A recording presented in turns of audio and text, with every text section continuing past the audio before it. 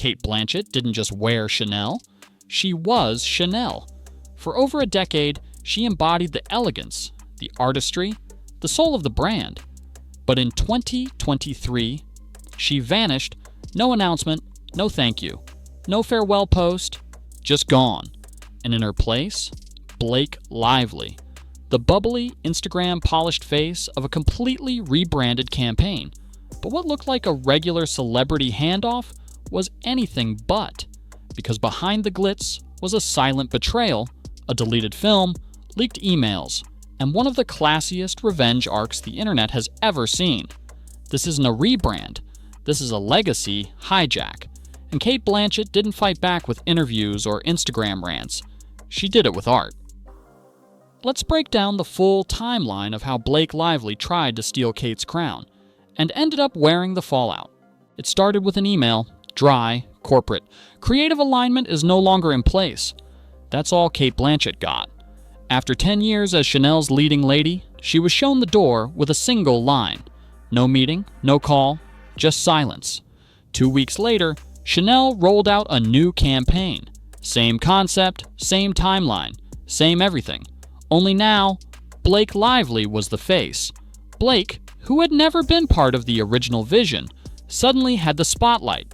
Cate wasn't told. She found out like everyone else. Through the press, through social media. And Chanel? Not a word. Not even a whisper of thanks for a woman who shaped their narrative for a decade. This wasn't just business. It was personal. Because Cate didn't just show up to wear the dress, she helped write the story. Cate Blanchett's partnership with Chanel was more than brand deals. It was legacy. She brought depth to fashion in a way few celebrities ever have. No kitchen selfies, no paid partnership hashtags, just raw, refined storytelling. In 2020, her husband, Andrew Upton, even wrote a silent short film that Chanel approved for their cinematic capsule. A film without dialogue.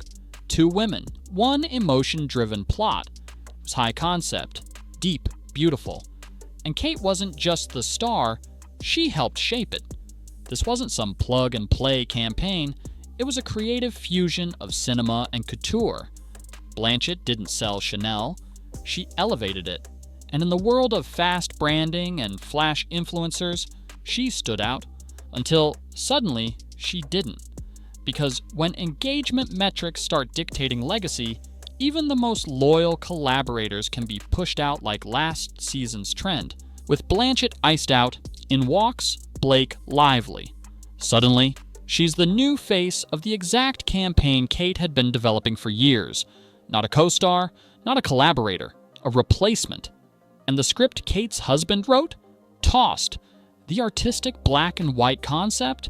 Replaced with a bright, over-branded crossover between Chanel, Netflix, and Blake's wellness brand.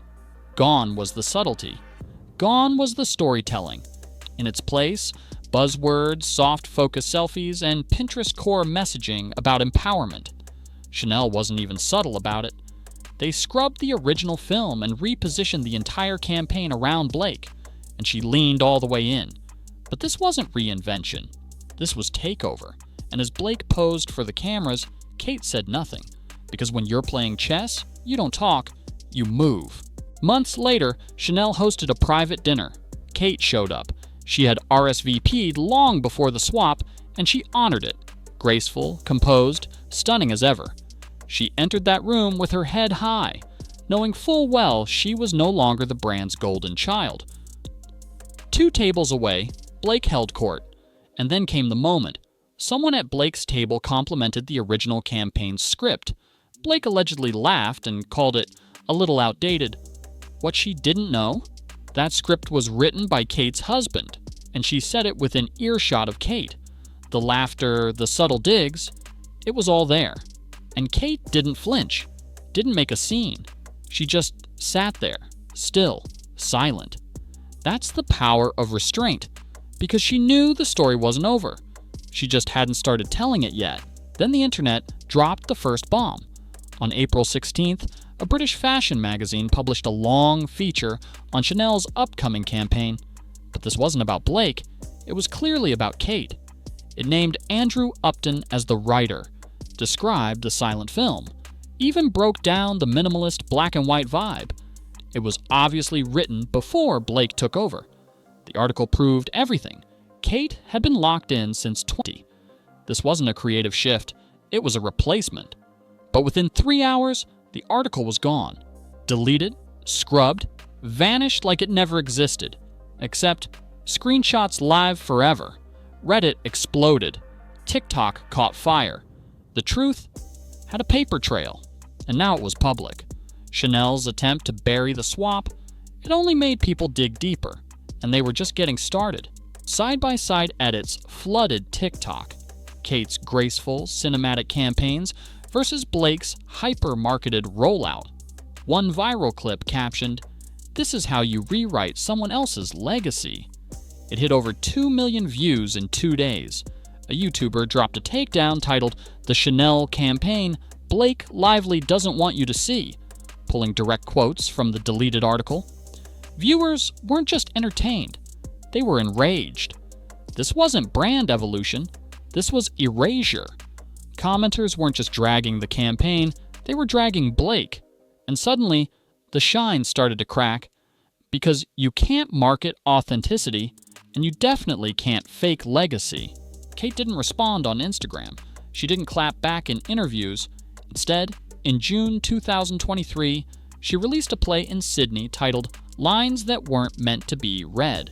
It was unannounced, no press, just a quiet debut. The plot?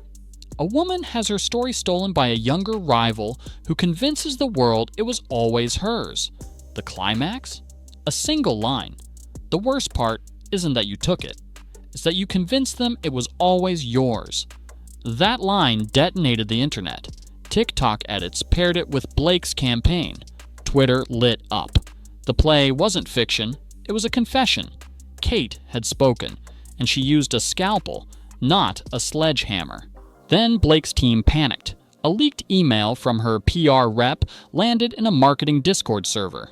The key phrase, "Shift messaging to creative reclamation." Translation: try to frame the whole thing as empowerment. The internet wasn't having it. Twitter memes rolled in like artillery. Just stole my roommate's idea and called it visionary healing. Ruined my co-worker's pitch, now it's a branding reset. The Vogue cover. Blake was supposed to land, pulled, her talk show spot, canceled. Even the host tried to sneak in a line about Cate's version. Blake's team yanked her from the lineup hours before filming. This wasn't a brand glow-up, it was damage control dressed in sequins. Cate's old quote from Berlin resurfaced, "There's a difference between honoring the story and owning it like it was always yours." It wasn't in the official transcript. Someone in the audience had filmed it and uploaded it. Suddenly, the quote was everywhere. TikTok, Instagram, Tumblr. Paired with Blake's campaign footage, like a call-out post in Pearls. The hashtag number Cate, the last act, started trending. Fans flooded timelines with Cate's old interviews, red carpet moments, and campaign clips. This wasn't just backlash, it was a cultural reset.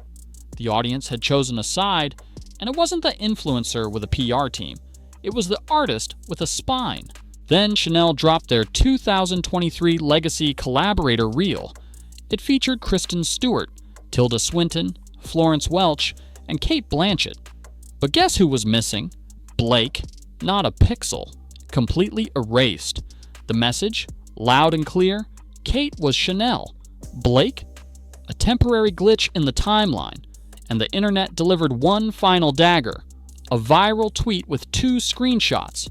One from Blake's Chanel ad saying, "Some stories were never told until now." And one from the deleted fashion article about Cate's campaign, ending with, "Some stories are best told in silence." Over 40,000 reposts. Because in the end, it wasn't Blake's story. It never was. And no matter how many filters you layer over stolen work, you can't edit out the truth. So now, the world's watching. Will Blake try a comeback? Will the industry pretend this never happened? Or will Cate's quiet revenge echo louder than any campaign ever could? Let us know in the comments. If you respect the art, the class, and the surgical precision of Cate Blanchett's revenge, hit that like button. And don't forget to subscribe, because in a world of fake narratives, we'll always bring you the real story.